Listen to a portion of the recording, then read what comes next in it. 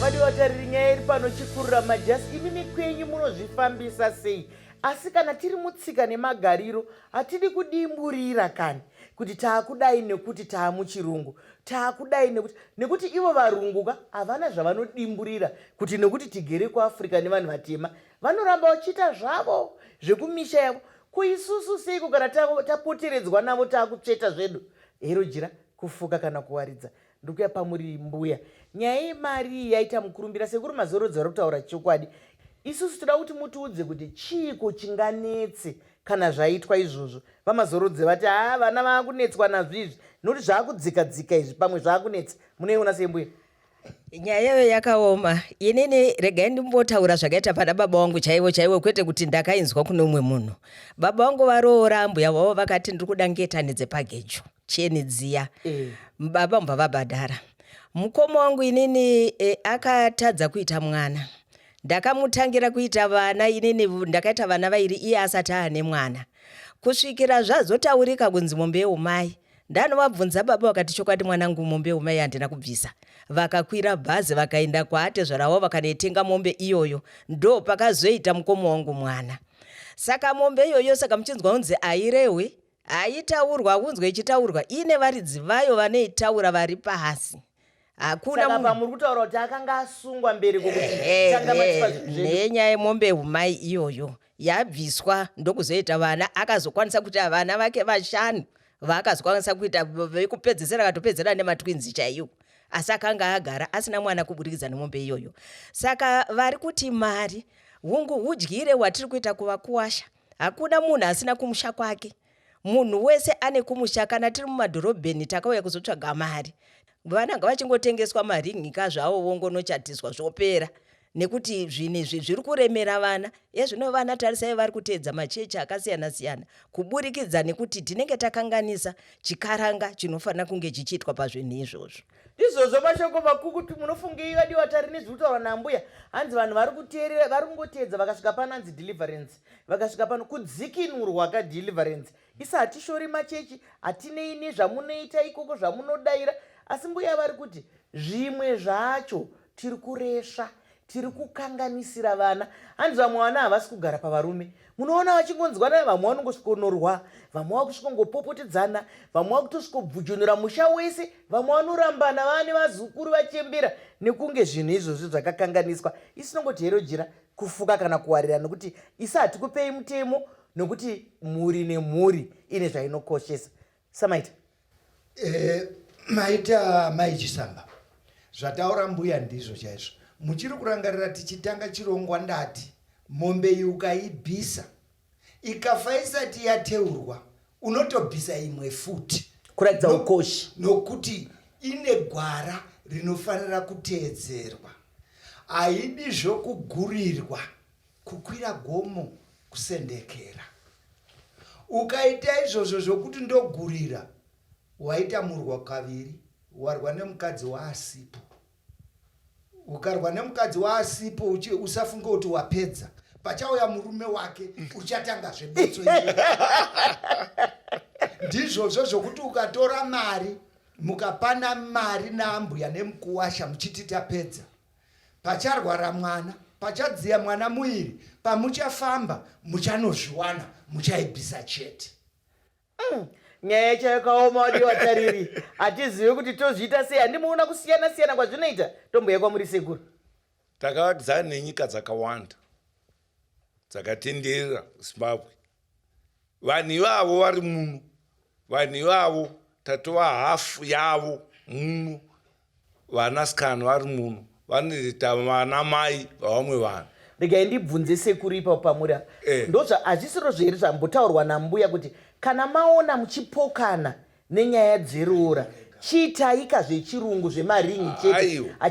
Hausiriwo udyire here nokuti ngatimbotorai kuti baba ndeve imwe nyika, kana kuMozambiki kana Zambia kana Namibia, mai ndeve muno. Saka ndiani anenge opa zviga izvi? Nekuti izvi ndo zvatinodaira maruwa edu akasiyana siyana. Zvataurwa navo saura zvakanaka. Zvatinotaura isusu zvokuti vana ndo munyika dzakatenderedza Zimbabwe vanokwanisa kungoti inini mwana wangu ng'ombe yomai ndoda mari, mbotodana shamwari dzake zvinotaura zvino kuchitungisa variko, kwaifudzi variko, kubudiro variko, kufakosa variko, vanototi ndoda mari keshi, ndoda nda kuSouth Africa. Saka vanhu ivavo ngavatopuwa mari nokuti vanoti topuwa mari isusu. Regai timbokanda kuda Samaita sekuru vari kumira neravo riere kuti vanoda keshi. Ngatibvunze hama yangu madyira uyo. Panoteurwa sadza paya patatirinonodyirwa kumuhacha panenge pane zvinyenza. Zvino muchaita zvinyenza, muchamona pondo mukaita chinyenza. Hamumoni pondo mukaita chinyenza. Asi madzimai chokwadi vanotoreva kuti toda mari keshi. Regai tibvere pana mbuya tinzwe kuti mbuya munoiona sei. Ipapo madzimai ari kudaro ari kutokanganisa. Nekuti pamombe iyo iyaiyayi munonzwa kunzi mukuwasha anopiwa bandauko. Saka imimi mukamadedzana nehama dzenyu, hanzvadzi dzenyu, nana baba venyu, maratidza mari, munozokamura here imwe mari yamuchadzosera mukuwasha uyu yebandauko rake. Nekuti mukuwasha anofanira kupiwa bandauko raachanoudzawo vekwake kuti ndizvozvi. Haisi mombe yehumai chete yaanopiwa bandauko kana yedanga.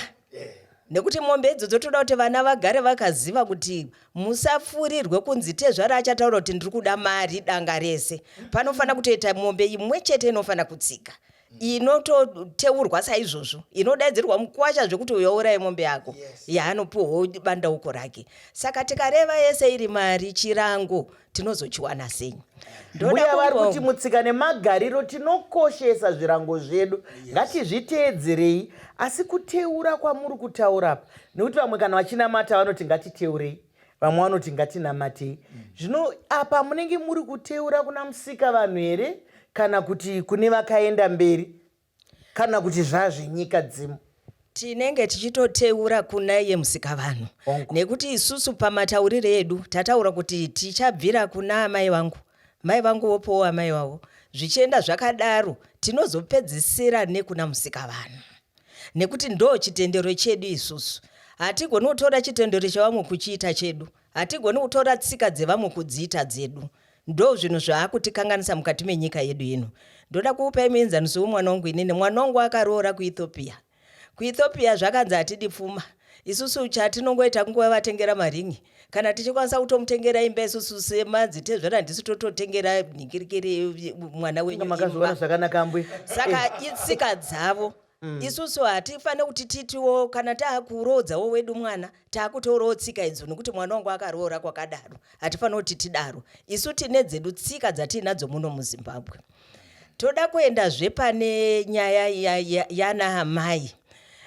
Mai vanogona kudya umai hwemwana wavo. Kana tichitaura kuti mai vanogona kudya umai hwemwana wavo, ndekwekuti mwana wangu inini hakuchisina uku wekuti anokwanisa kutambidzwa mombe yake yehumai. Mombe iyoyo inogona kutambidzwa kwandiri inini amai vake. Nekuti inini amai vake mombe tedza zamu. Ndinogona kuisuma kuna amai vangu ichinopinda murundaza rwemombe idzodzo. Ndine imwe mhuri yandakasangana nayo. Mhuri iyoyo mwana yeye aiita matsaona dzakaomarara. Vofamba vouzwa kunzi mombe yehumai, votenga mombe iyoyo vainoipa hanzvadzi dzaamai vavo vana vababa. Vakatenga mombe dzinokwana kuita 3. Ndokuchizoudzwa kunzi kwamuri kuendesa mombe handiko, asi vakava nezita rimwe chete naamai vavo nemutupo umwe chete naamai vavo. Zvikanzi havasi zamu rimwe chete. Kwainorara mombe iyi yavakava vazotenga kwakakuri kwemutupo wambuya wamai veuya aipiwa mombe, ndo kwayainorara. Zvichireva kuti mai vanogona kudya umai hwemwana wavo. Mapajekisa zvakanaka mbuya, tinozvitenda zvikuru. Mbuya vari kutaura kuti ndosaka ichinzi mombe yehumai inoremekedza ukama hwekwana mai. Saka vari kuti amai vanogona kudya umai hwemwana wavo nekuti vanoteedza zamu. Uku kuchiteedzwawo zamu. Chembere idzodziya mai vangu nambuya vangu nambuya vangu izamu rimwe chete, saka zamu rakakosha. Katisangane kamuchinateera.